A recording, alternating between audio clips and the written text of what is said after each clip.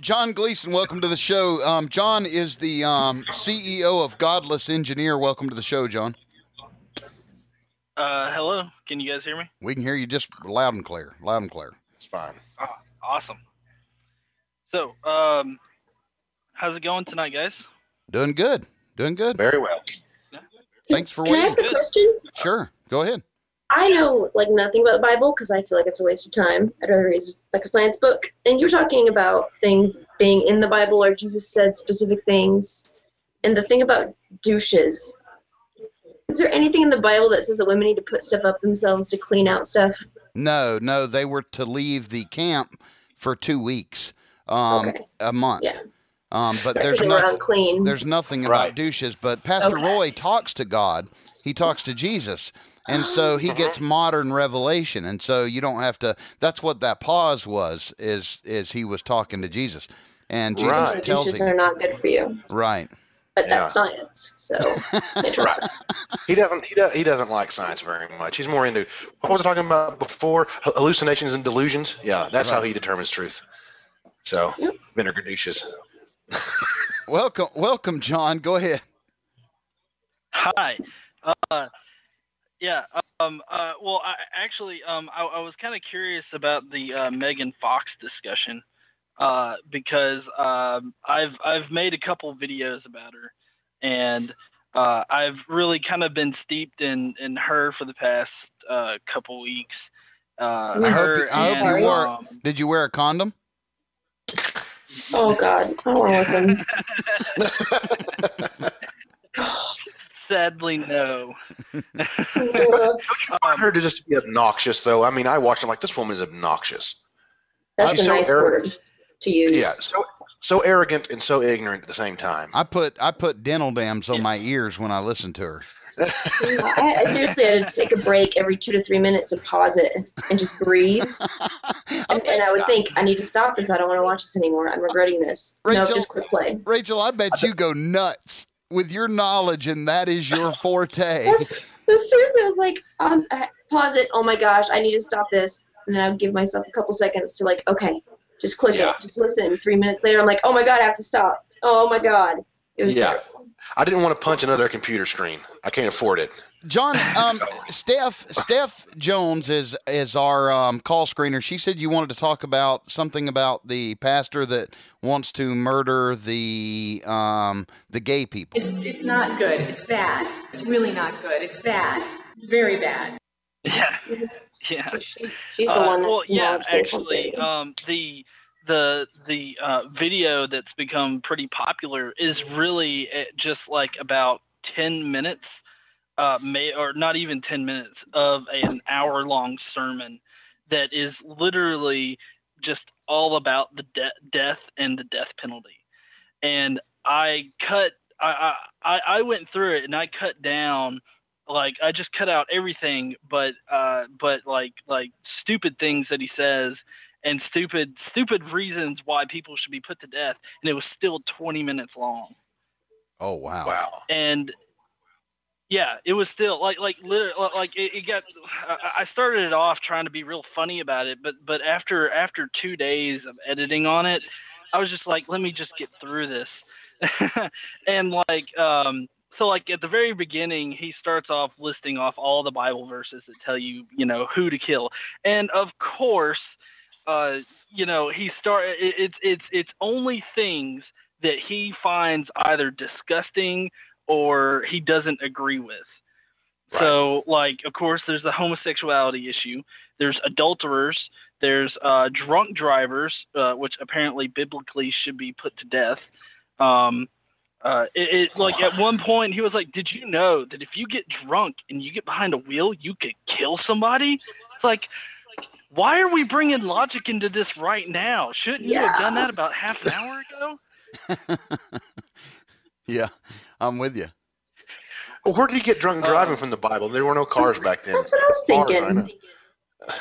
Drunk riding on a donkey or something. This was on his rant about killing somebody. If you knowingly kill somebody, you should be put to death. Right. Which is really funny. Wait, but he's okay with killing drunk drivers, but then the killer, the killer of the drunk driver then should be killed because he killed somebody? Is that what you're saying? Yeah. Well, it's really funny because just like a couple minutes before, he said that it's biblically okay and not a sin if someone's in your house and you blow them away. Just, he said, as long as it's not your wife. Okay, but he says, like, as long as you're cleared to kill them, it's not a sin for you to kill somebody in your own house. But then later he just makes a blanket statement like, if you kill somebody, you should be put to death. And I'm just sitting there like, really, you're going to contradict yourself within like 15 minutes, and that's not good for the population if everyone just kind of like snowballs into having to kill each other. But then they have to die because then they're killing other people. Yeah, it's fine. Of course, I think in his theology, if you're the killer of killers, you get off. That's okay because God said that's okay. Well, right. Well, yeah. Right. You see, actually, in the sermon, he actually goes in to explain how it's to reiterate, his mentor is Steven Anderson.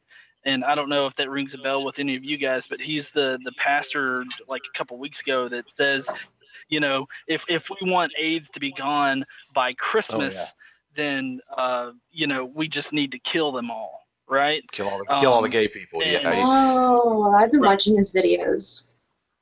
Yeah. Yeah. He's pretty terrible.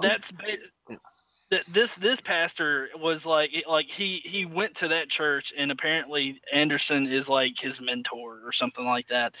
And so basically he feels that the government should be responsible for killing all the homosexuals, as well as all the adulterers and everybody who has an animal that like attacks and kills somebody. If you killed all the adulterers, there wouldn't be any government left.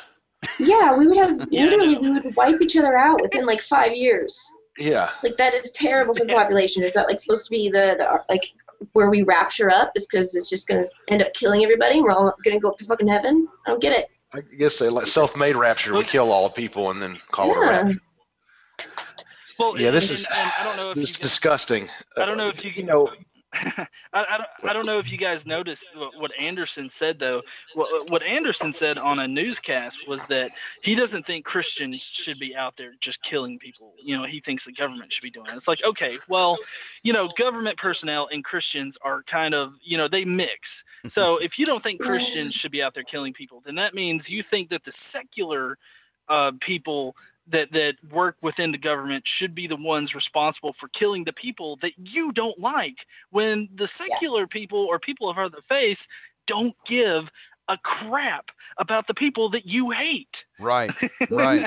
We actually care about them and see them as people. Thus, we don't want to kill them.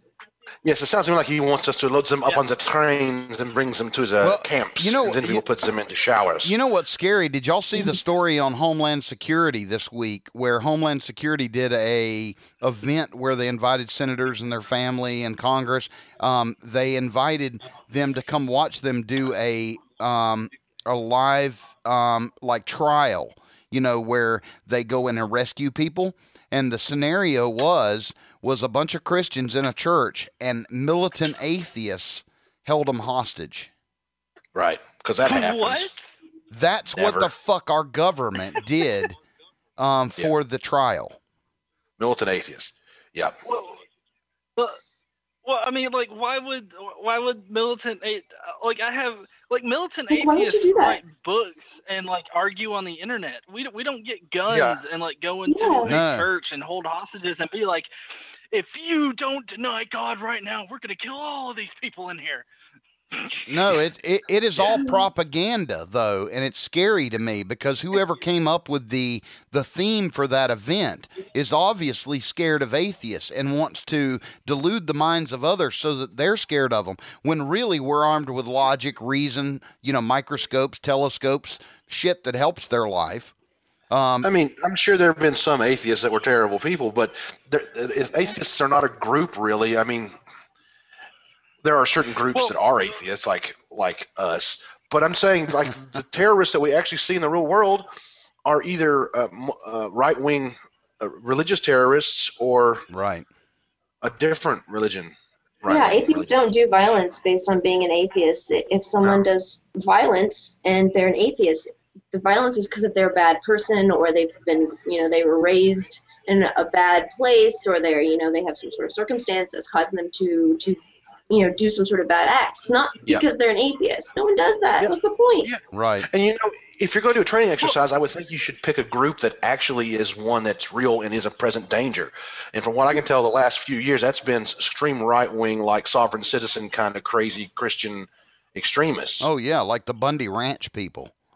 Yeah, or you pick, Islamic terrorists. That's also a real thing. Yeah. Bundy Ranch? The Bundy Ranch people that basically held guns on federal agents because the guy hadn't paid his fucking lease to the state for cattle ranching on state properties.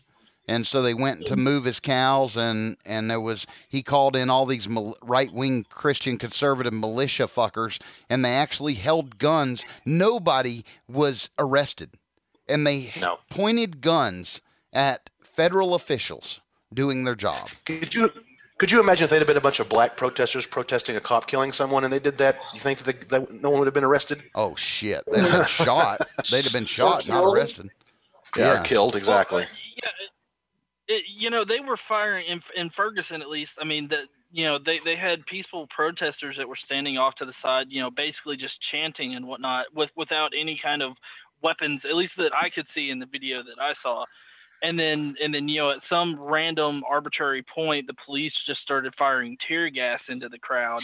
And there was no reason for it. I mean, I think it's a little sad that a city police force will break out like military level gear, but then our actual federal government, like with actual weapons pointed at them in a standoff, will just sit back and be like, oh, we'll just let it play out. They're not going to hurt anybody. Right.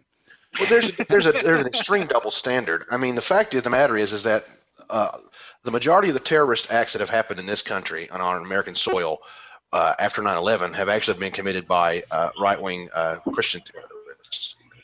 Like this guy who was a member, I forget what he called himself, some judge in the Bible who killed a bunch of people. They're calling themselves the something judges. Anyway, they're all about how like this country's a Christian country and it was founded by the Minutemen in 1776, so white people can have whatever they want. Those are the people that have been committing the most terrorism over the last decade, yet nobody will admit it. They won't talk about it. You're right. Hey, John, I want to cut in here and let you go ahead and plug where people can find your videos, and then we're going to move on to another caller. Okay, awesome. I'm just on YouTube, Godless Engineer. You just type that in there and you'll be able to find me. And I appreciate you letting me be able to plug my YouTube channel on here. Oh, I don't mind a bit. Thank you for calling, and welcome back anytime. All right, awesome. It was good talking with you guys. You too, John. See you later. Absolutely.